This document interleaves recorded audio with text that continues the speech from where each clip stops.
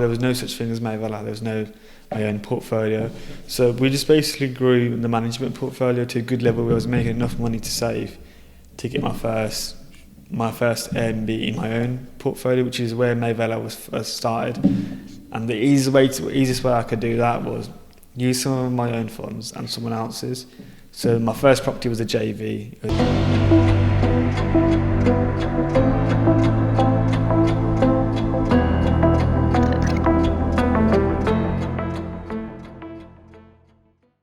Welcome back to another episode of Visionation Success Stories podcast. So today my guest is Mr. ShamilMae, All right. service accommodation and property entrepreneur and marketing expert. So how are you today? Very good, mate. It's a bit late that we're doing this podcast. Yeah, I've been waiting all day for this. I know, it's about, what time is it? 10:19 p.m. Late one, but we've got to get it done. So late, tell us a bit about yourself. Yeah, so career started 3 years ago, really. I used to be a marketing apprentice, so is where it all began. Okay. So you used to be on £4.30 an hour. And actually, no, it was less than that. It was actually a 360 something. And then it changed over the second year. But throughout the first year, it used to be £3.60. Mate, it was hard. Yeah. Hard. And then as soon as I moved to £4.30, even that was hard because as soon as you worked for a whole month and you only get like, I can't remember how much it was. I think it was 600 at first and then 800. Oh, it was awful. And like as soon as you paid your phone bill and like you bought 1 or 2 trainers, that's it. Yeah. Something left. So tell us a bit about what you do right now currently. Yeah. Okay, cool. So what I do right now is run a service department company. It's called May Vela. So we've got around 30. We used to have 35, but we've dropped a few units. So let's say we've got over 30 properties at the moment. A few houses, few apartments. And what we do is we basically run it like a hotel. So we would essentially do the changeovers. The guests would book in Airbnb, Booking.com, any short-let sites like VRBO. Or they book it through our site, TikTok, Instagram. So a guest would come and stay for 1 or 2 nights, and then that's how we make our money. So we make our profit on the nightly rate. Obviously, we got to pay a lot of what's the word? Outgoings. So there's a lot of outgoings. So like the hotels run their business, they pay the lease. We have a lease as well. So all our apartments are under leases. We don't actually physically buy every apartment because the cost is ridiculous. And obviously when you're starting out as a marketing apprentice with no funds, and like obviously my dad ain't rich, we're not from a rich background. Like my dad's a bus driver, and I think he earns like 700 quid a month. So like that's one pair of my trainers at the moment, which is mad. But yeah, so that's essentially what I do. But before that, I used to marketing, which is where the apprenticeship comes into hand, and digital marketing, all the skills I learnt. It's sort of keeping me going. Like I've got 2 companies at the moment, and I'm looking to set up a few e-commerce businesses and then consulting on the side. So there's quite a few things in the pipeline. There's quite a lot of things to do. Yeah, sounds good, man. So in terms of as you mentioned, growing up, you started with the apprenticeship. So was that your first kind of job you had? Oh yeah, this is a very good story. I'll tell you how it came by. So when I was in college, I was actually doing art and design. Hang on. So I used to study art and design. Now when I was with my missus at the time, my ex-girlfriend, she was an accountant. So she was actually on decent money, and her career aspect of her future career would have been way better than mine. Like who the hell is going to give me a job in art and design? Like it's ridiculous. So because she was on an apprenticeship as well, she was like, look, why are you going to go uni and not get paid, get into debt? Why don't you get an apprenticeship, learn on the job, and get paid at the same time, and you get qualification at the end of it? I was like, okay, you know what, that's actually quite good. So because I was good at computers and tech, because at that time I was really into computers, and my dad was an IT technician before he became a bus driver, so he was always into tech and like computers and laptops and stuff. So I more or less combined the graphic side and the art side with computers, and that's where marketing comes into hand. So digital marketing is that bit of graphics, bit of social media posts, content creation, so all that evolves, and that's what digital marketing is. So that was a perfect apprenticeship for me, so that's why I chose that. But even that itself was a very strenuous, like a really hard 2-3 years, because when I applied for my my first marketing apprenticeship, it was solid because when I joined, I felt like I wasn't learning anything. So I had a massive like issue with my first job, my first placement. So when I joined, I really knew WordPress, how to build a site from watching YouTube videos. So before I joined the job, I learned SEO, learned a bit about how to build a site. So when I got to the job, I was like, I'm telling them this, that. So I got the job like that. And then on the job, obviously I learned a little bit about WordPress and SEO, but it was really basically what I knew. So when it came to like 3-4 months down the line, I said to them, look, I'm not learning anything. Like, I'm doing the same stuff every day. Yeah. And to be honest, what they were giving me was just graphic design work. So I was doing no marketing. So I was there doing graphic design, social media posts. I was getting quite bored of the same thing. I was like, there's no SEO because they actually have an old guy does SEO there. So he just solely does that. I was like, oh, I'm not learning anything. Anyway, and then over the next few months, I, obviously being an entrepreneur I then set up a marketing business. And I got my first client, which is amazing. I don't know how I actually got it. I think it was through an Instagram ad.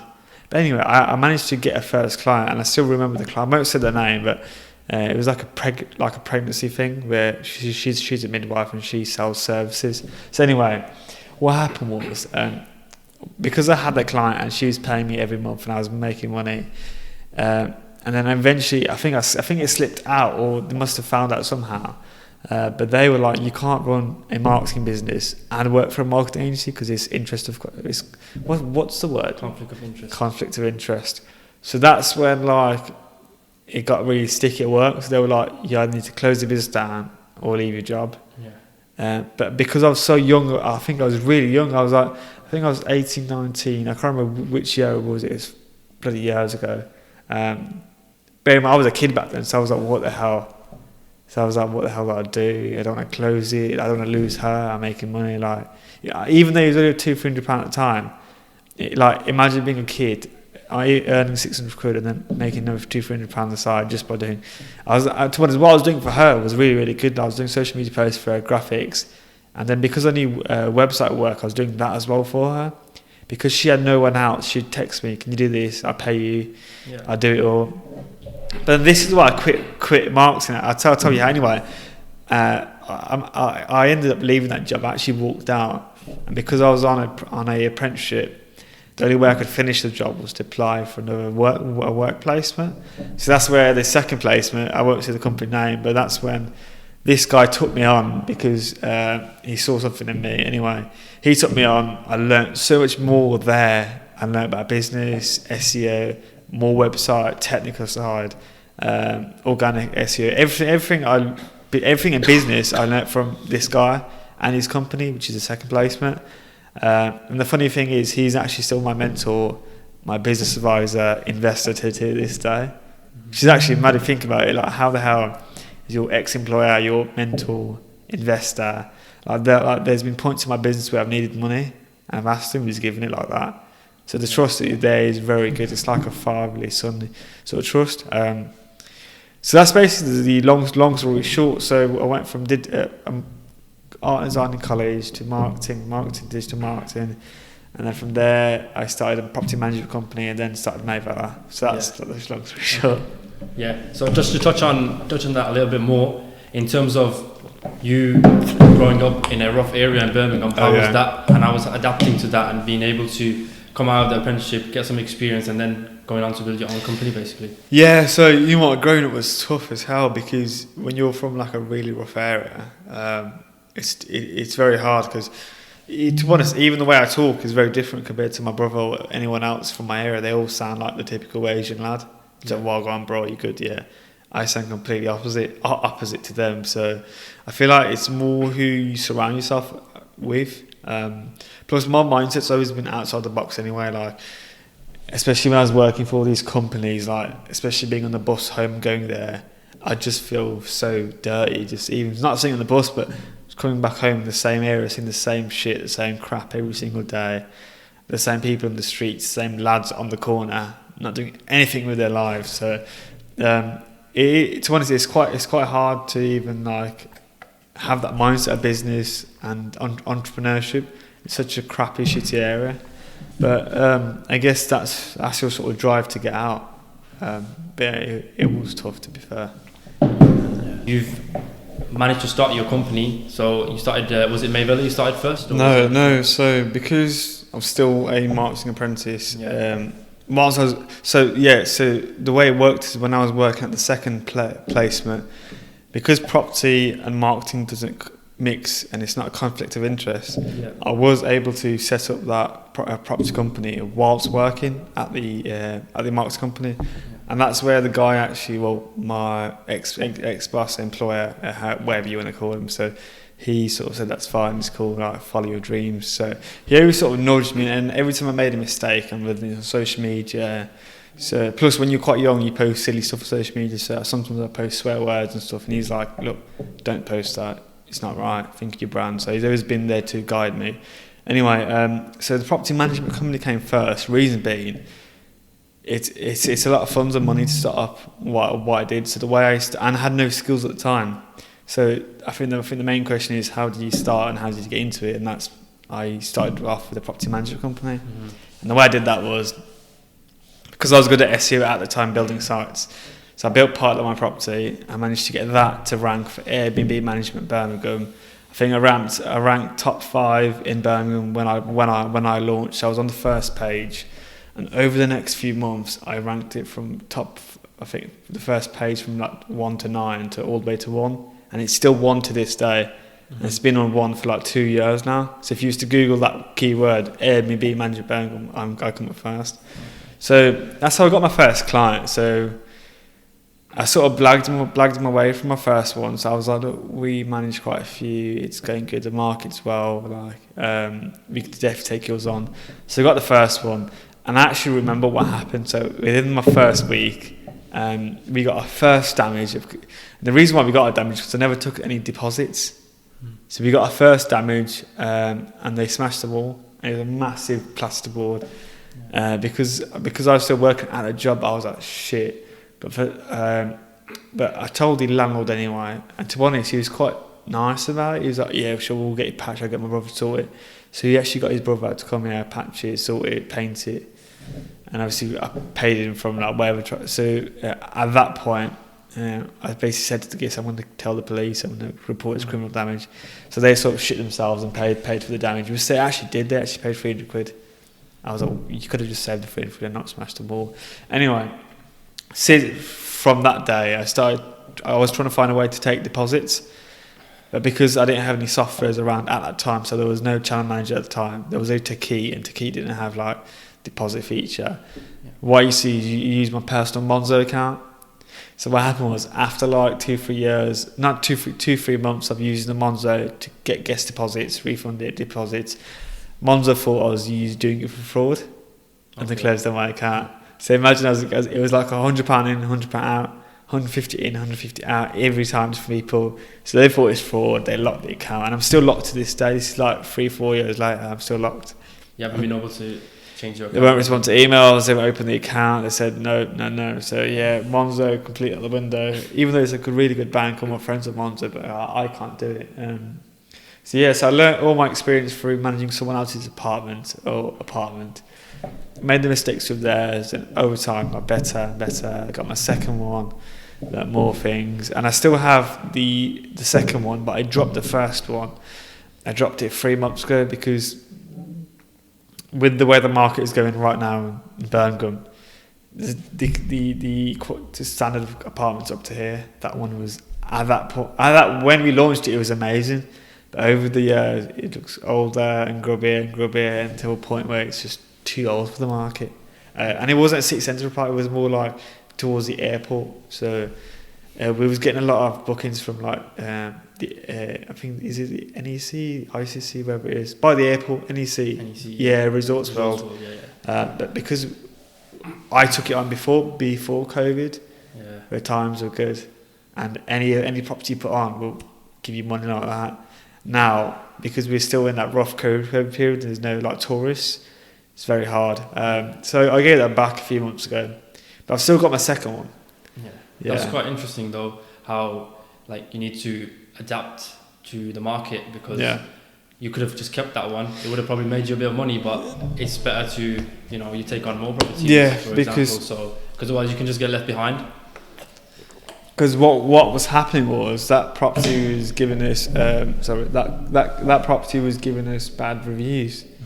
So like over time it was like it's got a funny smell. Guests were like the furniture was old, and bear in mind, because it was a management property, I can't put any money in it.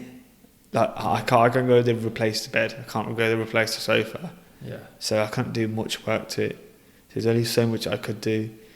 And because it was so far out, it was very hard to sort of manage and clean and deal with, because every time there was an issue you'd have to drive 20-30 minutes away from town there just for one spoon, or a glass is missing. And then the boiler started to break, and that sort of pushed me over the edge. So like the boiler kept breaking every so often, and I was like, dude, I can't keep doing that. It's costing me more money to have it there and reviews of my business. And it got to a point where guests were like threatening us, saying, we're going to take it to court, that there's no hot water. It was bad, man. So I just had enough of it and gave it back. So it's like you have to make like a business decision, basically. So like weighing up the benefits. Thank God we haven't had any bad reviews on the business as of yet from that, but it was close to. But thank God the guests I did book, they booked on Airbnb. They didn't book through my site or anything. So they could have gone to Google. But I think they left a nasty Airbnb one. But that'll go away once you delist it and over time. So that's gone now. So how did you manage to like scale? Because obviously, if you're going to let this property go, you must have something else in order to counteract that. Otherwise, if you only had a couple, you wouldn't let that go. So how did you manage to scale and grow? So basically, what happened was, so we didn't let that go till only a few months ago. So I've got May Villa at this point. So when I had Pilot, when I started the business, it was just Pilot. There was no such thing as May Villa. There was no my own portfolio. So we just basically grew the management portfolio to a good level where I was making enough money to save to get my first Airbnb in my own portfolio, which is where May Villa was first started. And the easiest way I could do that was use some of my own funds and someone else's. So my first property was a JV. It was a 1-bedroom flat. And then I got a second one, which was a 2-bedroom, and then another one was a 3-bedroom house in Newcastle. And then I've got a trello board. Basically, it was a 1-bed, 2-bed, 3-bed, and then 2-bed. So that's how it started. So May Villa now has 4 properties. Pilot had like 6-7 at a time. So it's making good money from management, because management, bear in mind, there's no outgoing costs. Your only cost is probably the software and any subscription fees. You're not paying bills, you're not paying no lease, no rent, nothing. So any money we make from managing someone else's apartment is pure profit, basically, which is the best thing. May Villa was good because whatever money we made was purely ours, so all the cut is ours. So I had both businesses, and to be honest, there's been times where Pilot saved May Villa's arse when it came to investment and funding, because I've had to pull money out of Pilot to fund May Villa, if that makes sense. So I'm kind of glad they had the 2 companies there, because I didn't really have my dad's pot, because he didn't have any. So it was quite hard to be fair. It's more easier nowadays if you've got a good job. Because I started off as an apprentice, and I literally left as an apprentice, like started the business and became an entrepreneur from the apprentice. Like, there's people out there who literally worked 3 to 5 years, saved loads of money, got a nice wage, got like 1.2, 1.6, $2,000 a month. I didn't even have that, bro. If I had to be honest, if I had $2,000 a month, I probably would have stayed as that, because to be honest, that's actually quite a good salary. But I guess starting your business, and then you have the obviously you mentioned the management and the May Villa. The management can essentially help you like scale faster. So how's that benefited your business as well? To be honest, it's easier, because the way I used to describe it was, imagine having to be honest, that's a very good question. The way I used to describe it was, imagine having access to 2 different bank accounts, or multiple bank accounts is how I used to class it. So I was talking to my missus at the time. I was like, look, isn't it weird how like 2 years ago I didn't have any money, but now I've got access to 2 business accounts? that I run and I own. So every time I need money, I can dip into that, dip into personal. It was quite fun, to be fair. So it does help a lot, to be fair, because the more business you have, the more sort of bank accounts you can leech yourself into. Obviously, if I only had the one income source, you've only got one, and if anything happens to it, you're basically screwed. So that's why when COVID period really hit, Pilot was the one that was keeping me going, because like it was paying the bills, because there was no outgoing. The only outgoing was myself and whatever wage I was paying myself at the time. Okay. Does that make sense? Yeah. So there's no rent, there's no leases. So, and bear in mind, because then properties belong to landlords, they didn't care how much money they made. As long as their bill was paid throughout COVID, because when it was COVID, no one could rent out their apartments. Landlords were struggling, so they were kind of glad that they had made, because we could at least get some bookings, get some money in, and as long as their bills are paid, they're happy. So that's basically how we survived COVID. Okay, so in terms of growing and scaling, so you've managed to take on more properties on Mayvella, and then Parliament Property has come in as well, still active. So in terms of how have you been helped in terms of staff and all right, so the way I ideally systemize the business, or not systemize it away, or made it more smoother, is the way mine operates is, so there's me there, and I've got my main head housekeeper, and I've got all the VAs. Okay. So the main head housekeeper also manages the cleaners. But I deal with the cleaners, not all the time, but I basically pay them though, because I'm the director. But the head housekeeper is the one that sends the shifts out, deals with the cleaners, any inquiries. So we have a linen guy, so she would speak to him. So she's the main point of contact for all the niggly bits. Okay, so I'm just the director. So you manage your own cleans as well. So you'd have a clean. Yeah. So we basically manage our clean, do all that. And to be honest, that has been quite hard. So when you do in-house cleaning, as well as dealing with guests, your staff, you now got to deal with cleaners. That's a massive ball ache, and you got to deal with cleaning standards. So it gets more harder as you scale, and then you get more properties. But what I have done, and this is only today, I've switched over to a company. The reason I've done that is I'm going on a holiday next month, so I want to have a breather. And secondly, I just thought I'd try out the cleaning company route. It's less hassle, because then you don't deal with cleaners, you don't deal with as many staff, you don't deal with any issues, or can I have time off? Can I get paid early? All this crap. It's just one invoice, job done. And it's less hassle, really. But so going back to the question, in terms of dealing with the business, or how I systemize it, is VAs. Okay. Now, when I think I got my first VA, and mate, I've still got her to this day. She's actually amazing. So I found her for a friend who does the same business, but you can easily find VAs for online jobs at PH. Literally go in here, put in whatever, like if you want a person who's good at marketing or WordPress, search it, you'll find them. But online jobs.ph is good. I found my third one from there. So at the moment I've got, I had 3, one left because her mum was ill. So we've got 2 VAs now, both full time. So the way it works is, one will do the morning shift, that's 9 a.m. to 5 p.m. Monday to Friday, and the other one does the graveyard shift to cover the evenings. So a graveyard shift in VA world is the evenings, or till 9, because in the Philippines it's the other way around. Like they're ahead of us, so it's night time to them. So anyway, so my second VA, she does 5 p.m. to 1 a.m.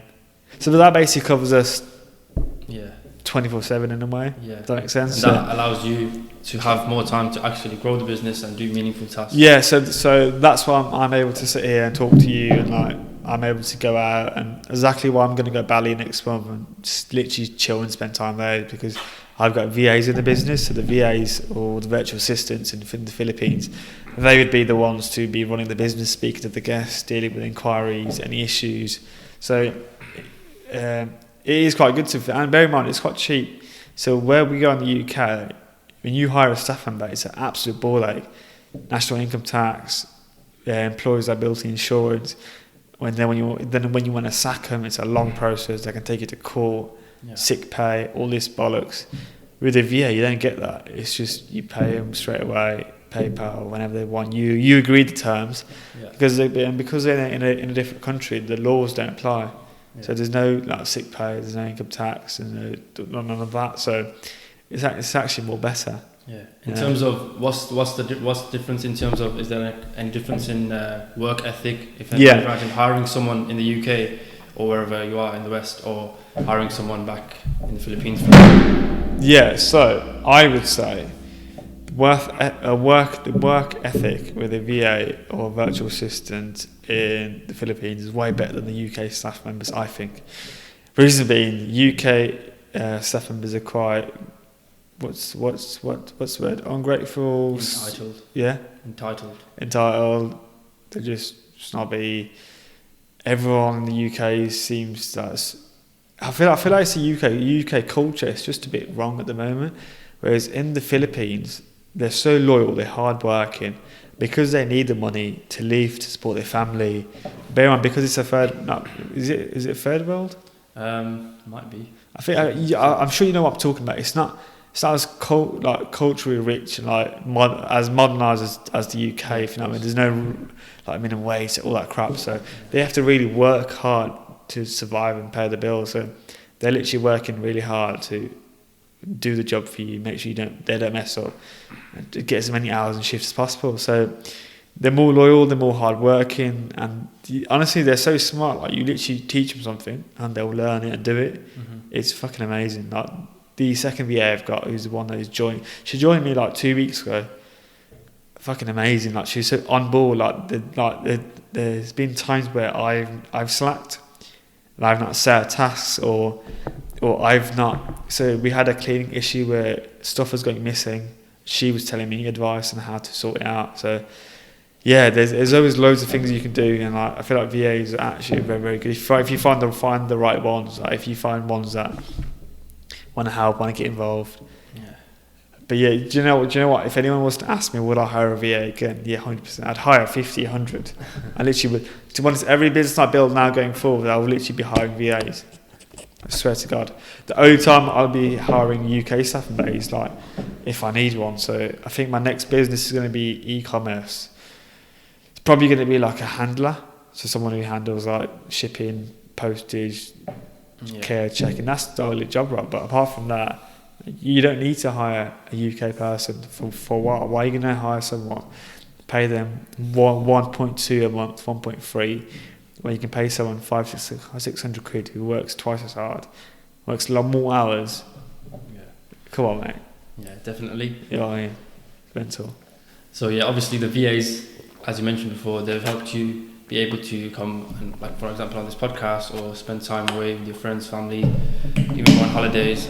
So in terms of that, is that like what you want to be able to do in the future, or more of that? Yeah, so what the plan is for me, because I've never been on holiday yet. I've always, since starting the business, because I've been so stuck down on just work, business, I've never really taken time out to go on a holiday.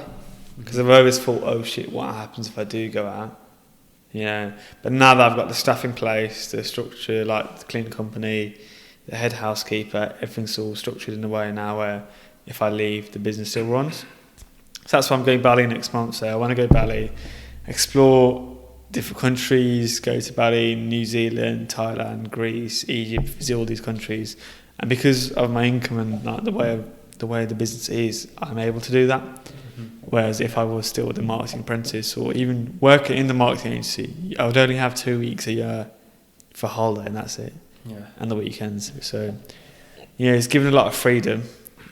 Which is amazing. So, freedom to be your own boss as well, I guess. That's good, but then it comes with its downsides as well, to be fair. Like I said, the staff, the pay, the payroll, all this other director bollocks you have to deal with. The freedom's good, to be fair, like being able to wake up whenever, sleep whenever, have your own rules, like not have anyone tell you what to do, which is good, to be fair. But then you get to a point where you get too comfortable, so I feel like that's where I'm at right now. once you've got a business and it's doing quite well, you get too comfortable with what you're doing, and you sort of lose the touch. So that's why I'm hoping that with me going on this holiday, it's going to really give me a little refresh, a little boost. And to be honest, I am going to do work there, so I'm taking my laptop with me, going to smash loads of work.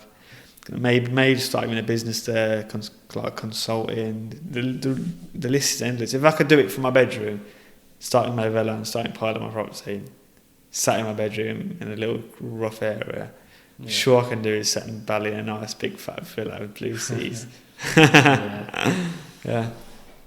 So in terms of, obviously you said there's upsides and downsides of being your own boss, and you get to a point where you're too comfortable.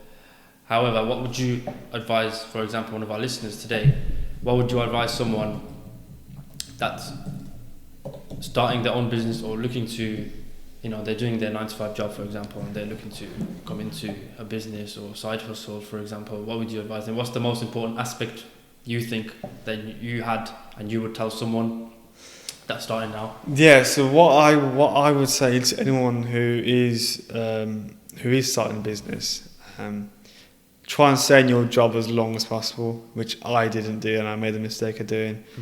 When I left 2 months before COVID. Messed me up bad. So I didn't pay myself a salary for like the first 6-7 months. There was no salary.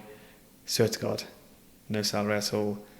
So what I would recommend is stay in your job as long as possible and have a safety buffer and enough savings. I didn't have any savings. That's why it was even more harder. So have a savings pot, have loads of money saved, and stay in your job as long as you can. Like, there's no reason for you to leave your job and have the business and run the business. You can do both. Like, when you're starting off, you're not going to have 1 million customers. You're going to have 1 or 2. I'm sure you can have a job and run the business. But obviously, what you should do is only leave the job when your income from the business replaces your income from the job. If that makes sense. Yeah. So if you're earning 1.5 from your 9-to-5 and your business is giving you 5-10 grand a month, leave and pay yourself a salary from the business. So that's what I would recommend.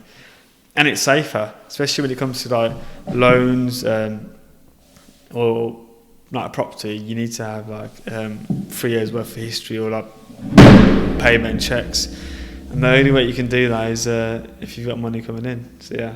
So I noticed one important thing about you is you post a lot on Instagram and on TikTok. So generally social media, and I know social media can be a powerful tool. So how has that helped you in terms of your personal brand and your company brand?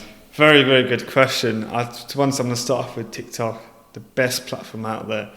The way that you can post a video and it generates thousands, if not millions of views is actually insane. So, and to be honest, with the business TikTok, it's actually blown up. So we're on 13,000 from organically 0. So we've grown it from 0 to all the way to 13,000, and when it was on 9,600, I was so gassed. So if you look at my Instagram, I made a highlight, so you can sort of see and track it where I'm getting excited and posting, like, get a few more followers. So anyway, the content and to post videos is so like easy. Like the videos that I post on the business page is different to what I post on personal. But on the business, like, we post, because I run a service department company, it's like an Airbnb hotel business. I post stuff like keys gone missing, apartment damages, people having parties and smashing them, me evicting them, and then we show the apartments and tours and walkthroughs. It actually generates a lot of impressions, click-throughs, followers, engagement. The highest one we got was 1.8 million, and that was a video of a guest taking the keys with them and not answering a call, so we chained the locks. That's on 1.8 million. How much would you have had to pay Facebook to get 1.8 million views? Not a lot of money. Quite a lot. And that was free. And that video, my cleaner made that video for me. So I was in the apartment, I was like, hey, can you quickly make a video? Like, yeah. We did 2 takes, second take, posted it. We thought, let's see how it goes. Okay. Next thing you know, fucking amazing, like 1.8 million. So that was shocking. So that just goes to show how powerful TikTok is as a social media platform. Yeah. Like, Instagram is good. Like, we've grown our Instagram to, like, I think it's on like 12k, which is decent. Like, we've grown it. I'm not really posting much on Instagram, only because I'm trying to redesign the whole feed. But Instagram is good because people know you for Instagram. It's like the biggest used platform. Like, whenever I used to go to the club, it's like, oh my God, you the guy, and yeah, that's me. So Instagram is good. I don't use Facebook as much. So my main platforms is Instagram and TikTok. But then going back to my personal brand, most of the stuff I've done and even the way I built the business is from a personal brand. So I've always shouted it out. I've always shown the journeys. I've always shown me doing the works on it, me doing the apartment renovations, the DIY, the behind the scenes, the actual day-to-day running. So people know me for being genuine and who I am. So every little thing on social media helps, especially wherever you post, and people know you for who you are. So because I'm quite authentic and I'm really genuine, like I post every issue.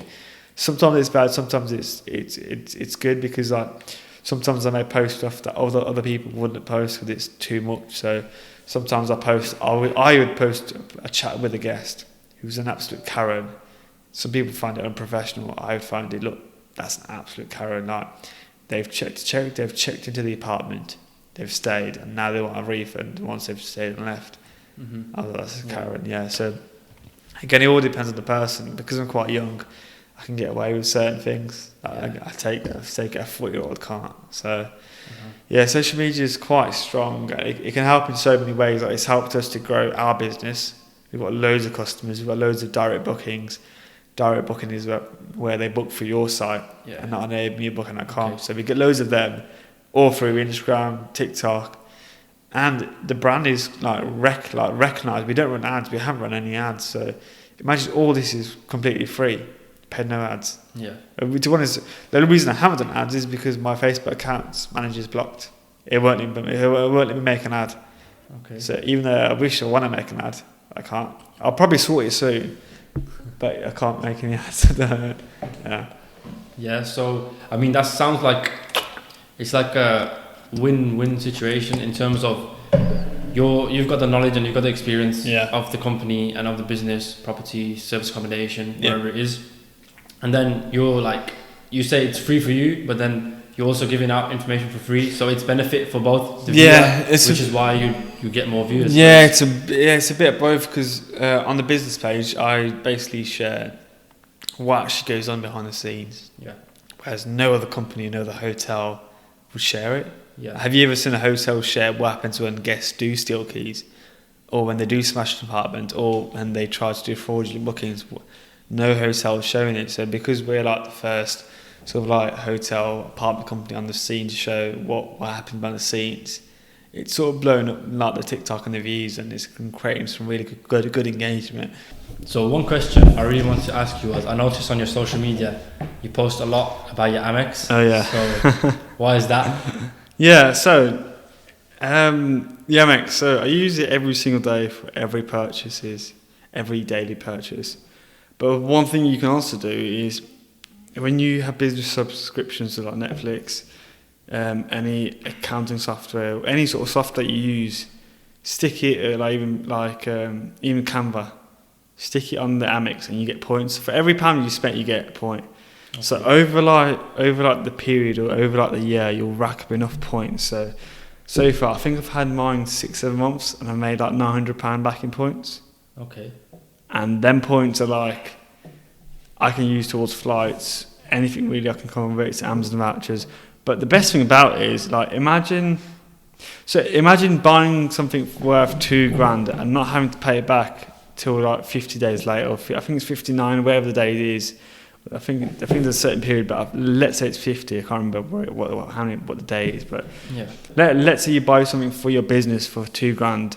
And you've got no money in your bank account, you can purchase it on the Amex card, and you don't have to pay it back till 50 days. So if you're, because I do service departments, if imagine I'm setting up a property, it costs me $2-3 grand. I can get $2-3 grand from the Amex, use that to fund the business, get it started, pay back the Amex with the bookings I make from Airbnb, job done.